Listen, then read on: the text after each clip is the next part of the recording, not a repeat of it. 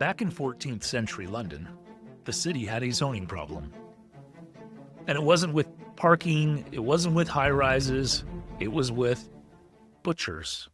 You see, the slaughterhouses back in the Middle Ages were so smelly and stinky and loud and unsanitary that London finally went and passed a law that said, hey, you can't be in the city proper anymore. You have to go down by the Thames and just dump all your waste there so it can just flow out to the ocean.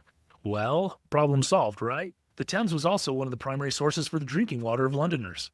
And so when we're looking at so-called sustainable building practices and sustainable zoning, especially of the Middle Ages, it didn't exactly reduce environmental impact. It just shifted it downstream, quite literally. And that's the funny thing about sustainability. We've been trying to regulate it for centuries in all reality, but we often end up just asking the wrong questions. And we've talked about in previous episodes about the issue of asking questions. Because if we ask the wrong questions and get the right answers to the wrong questions, we still have a wrong answer, even though it seems like we're right. Welcome to the Clayton Vance podcast, where architecture tells the story of us. Here's where we explore the art and soul of architecture and why the world looks the way it does and what we can do about it. So to start this off, let's just fully recognize that everybody has an opinion on sustainability.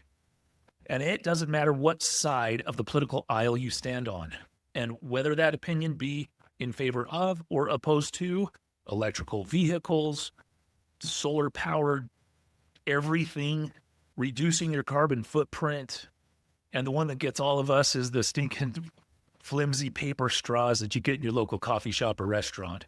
And the reality is all of these things are good and or bad. They're both in all reality, but they don't get to the underlying fundamental root cause. It's like we're playing cut off the head of the Hydra and more heads just keep growing back.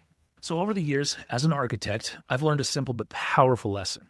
A building is not truly sustainable unless it is also visually sustainable. Because let's face it, if people don't want to keep it, if they don't want to preserve it, if they'd rather just bulldoze it, if it's not pretty enough to keep, it doesn't matter how much insulation we put in it. It doesn't matter how much recycled material and steel we put in it. It doesn't matter how quote-unquote green it is. It's going to end up in a trash heap. I have done a lot of remodels over my career in residential architecture. And you know what's interesting? Most of the time when we're dealing with houses from like the 50s up to the 2000s, we're not really remodeling the house. We're just gutting the thing or bulldozing the thing and taking it all away and revamping the entire house because it doesn't really have any character. However, if we go back to houses that I remodeled in the 20s, rarely do we ever bulldoze the house. What do we do with the house? We touch it up, we repaint it, we upgrade some of the mechanical systems and the plumbing systems and electrical systems, but we don't just wholesale bulldoze the house. We take what's there, we improve it, we make it more consistent for modern living, then we do additions to it that actually reflect the same character of the house that already exists. And that's what I mean by actual sustainability, is the repurposing and reusing of the stuff that is already here. The embodied energy that went into that we are just recycling. That's true sustainability. Stuff that people want to keep. That's what's on the table today.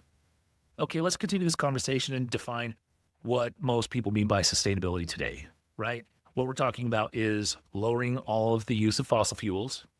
We're trying to lower our carbon footprint, and we're also trying to make more efficient heating and cooling systems and more efficient construction methods. And these are actual real concerns, and I'm on board with that. But when we define sustainability just in terms of technical checklists, we forget the bigger picture. Because here's the irony. Every time we continue to add regulations regarding sustainability, and I'm dealing with this personally in my firm with various places who begin to add more and more regulations regarding sustainability. Do you know how much more manpower, how much more computer power, how much more embodied energy it takes to actually make plans more sustainable? Just the paper plans. And then we put them, and then we build these neighborhoods and these houses so far away from all the stuff that people need that we're driving more, spending more time in cars, and we're patting ourselves on the back for banning plastic straws and building entire neighborhoods out of foam. I would love for someone to please explain that one to me. I'm having a very difficult time wrapping my head around that. I know I'm not going into tremendous detail, and there's going to be people who have a lot of comments on all of this, and I welcome them because I would like to get down to the real solutions on how to deal with all of this, because I think we are missing the point on so much of the sustainability talk. If we take a step back in time and look in history, and we talk about how people sustained life before modern technology, and I think that is something to talk about. Really what we're looking at is, how do you sustain life? Because you have to heat a home or cool a home. To light a room, we had oil lamps and candles, gas lanterns. To build, it wasn't factories churning out foam, it was human hands chiseling stone and mixing lime mortar, crafting wood, and cities still thrived. Rome at its peak had over 1 million people, and London before the Industrial Revolution was bursting at its seams. They didn't have zoning maps or building codes as we know them, but they had something else: nature as a teacher. Traditional towns like ecosystems, they had chaos, but also brilliant order. And here's a vivid example. Half the Colosseum is missing because in the Middle Ages, people literally quarried it for stone. Why? Because recycling wasn't an idea back then. It was just survival.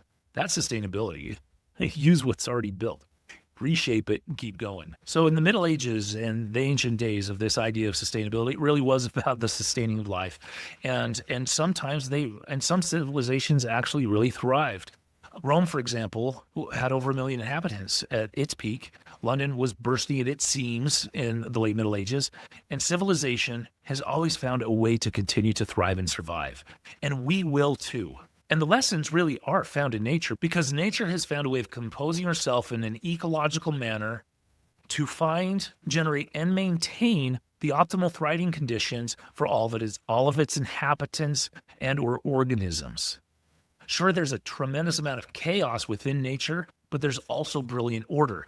And the same goes for traditional towns. And now let's jump forward to the technological revolution that started the Industrial Revolution and has really hit its peak right now.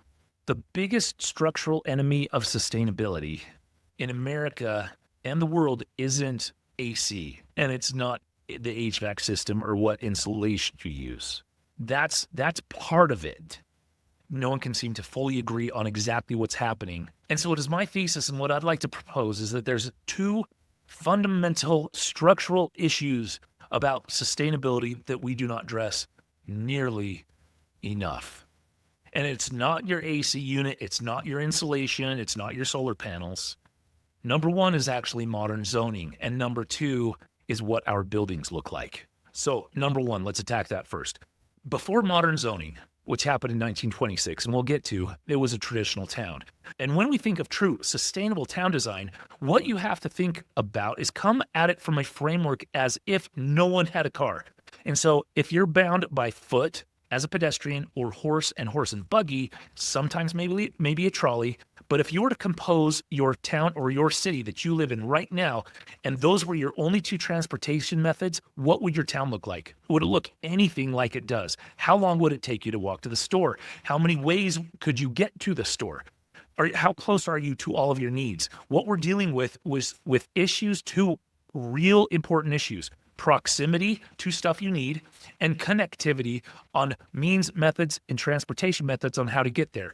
Traditional towns, traditional town planning, medieval planning, all that type of stuff before the advent of the vehicle forced us into a natural situation that we had to compose cities in a way so that we prioritize proximity and connectivity for people and the stuff they needed. What this forced us into was a living condition and a pattern of development that you recycled buildings over and over and over again, because different stuff in different eras need different things. And those buildings were good enough that you just repurpose them to different uses based on the need. And in traditional towns, really what happened is the zoning was kind of limited to all of your real nuisance industries like tanning, and which is the leather making, right? And your butchers, fishmongers, that type of stuff. And so zoning laws have existed forever, but it was really around those just horrible smelling and polluting industries that they just kicked them to the outskirts of town so that things were a little bit more pleasant in town, because the majority of people lived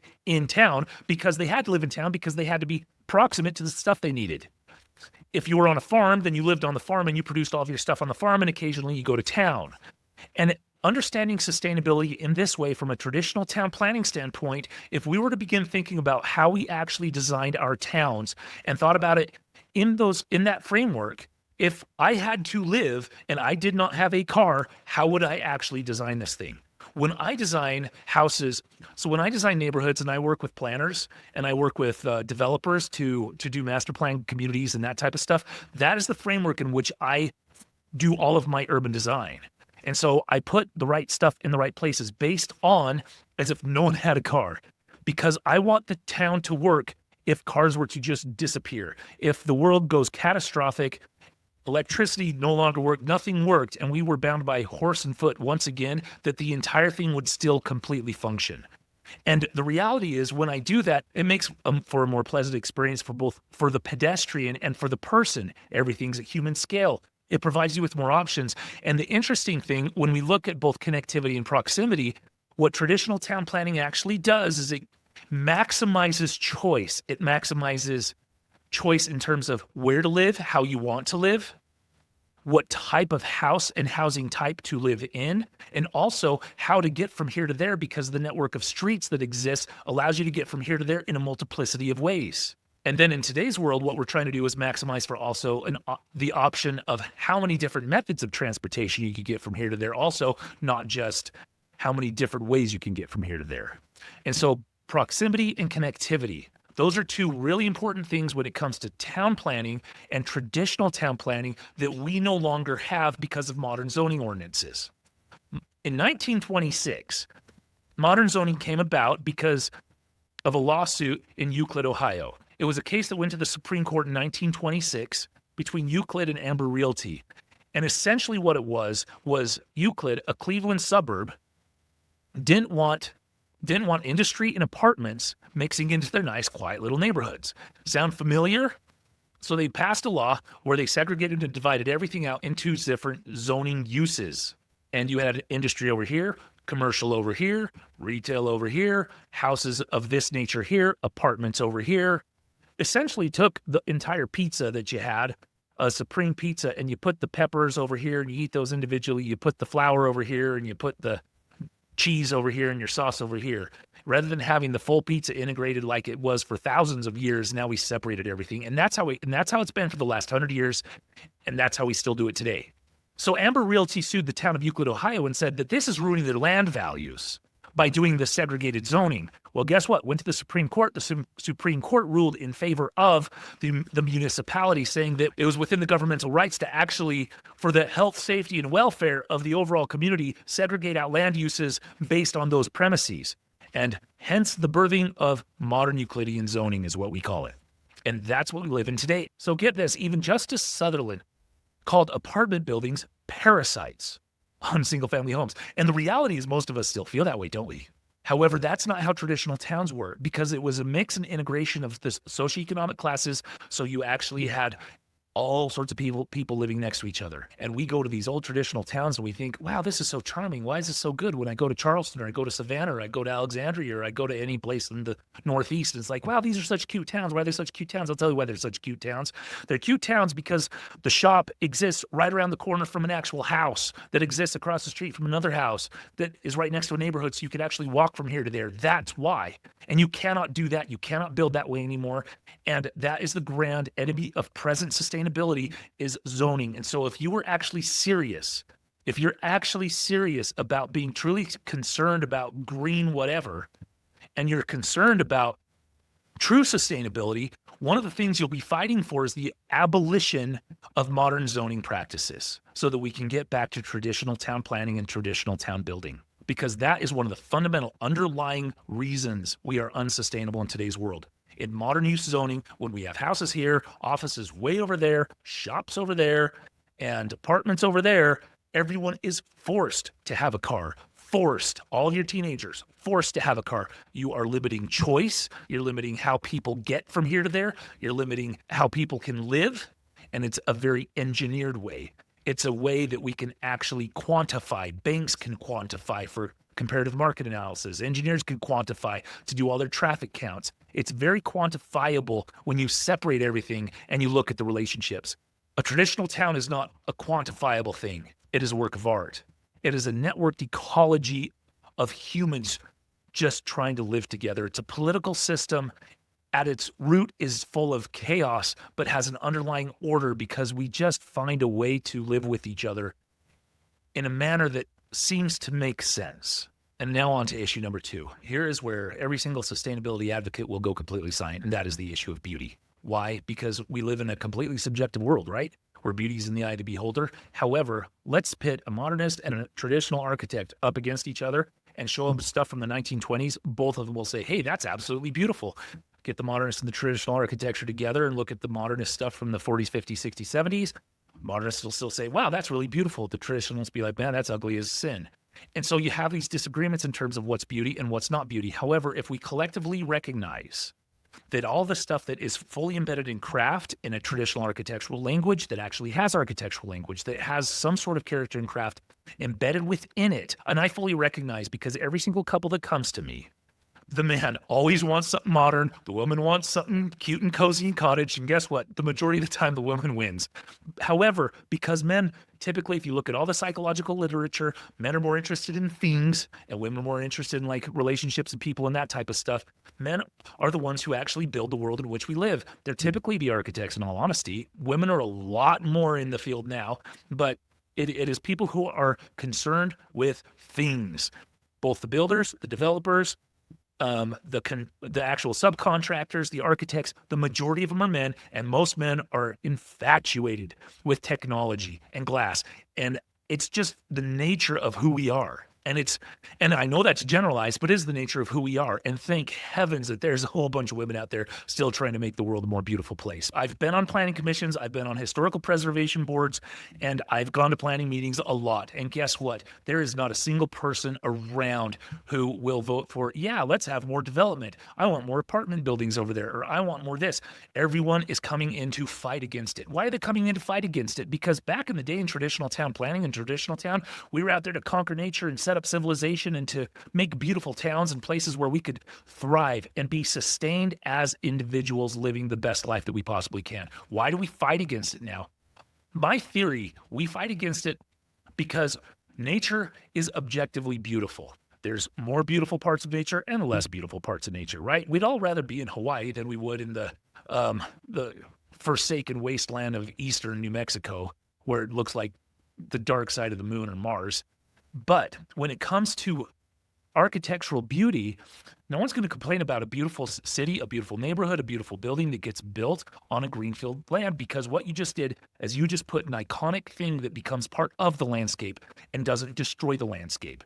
So what's interesting is when we're designing projects and houses and things, what we're doing is we're actually trying to set up different iconic buildings, whether they be barns or buildings or whatever, that can actually hold the character and hold the scene that we're trying to develop.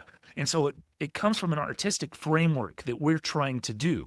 And that should be the approach that all of us are engaged in. And when we look at those iconic buildings, what we're trying to do is capture that sense of that Arcadian sense of repose, whether it be in an urban setting or in a rural setting. Something, the building and the town will actually be part of the backdrop to what we're looking at in the background. It becomes the foreground element and the subject of the image that we take in as we look out on the overall landscape theme.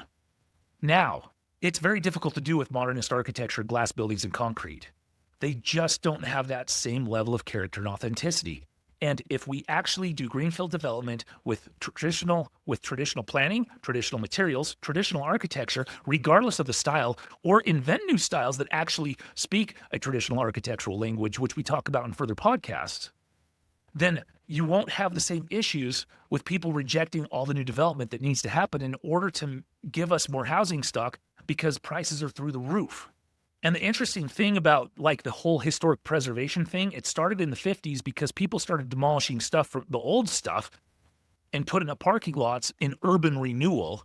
And everyone was like, whoa, what's going on? Why are we replacing old, historic, beautiful things? Why are we replacing beauty with ugliness? And so historic preservation was born.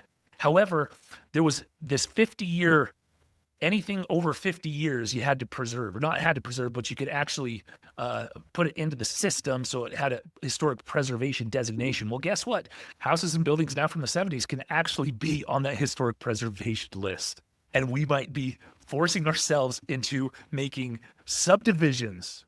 Seriously, we are in a place now based on current ordinances, laws, and all sorts of stuff where you can somehow apply and make a split level 1970s or 80s subdivision and try to give it some sort of historic designation. And then you'll never be able to remodel another thing in there ever again. Trust me, it's difficult when things have historic designations to try to do remodels, which is more laws and rules put in place so you can't reuse or repurpose things. And from a historical standpoint, I totally get why it got put into place, and I think it was for the right reasons. But once again, good intentions lead to wrong outcomes. Here's the big idea.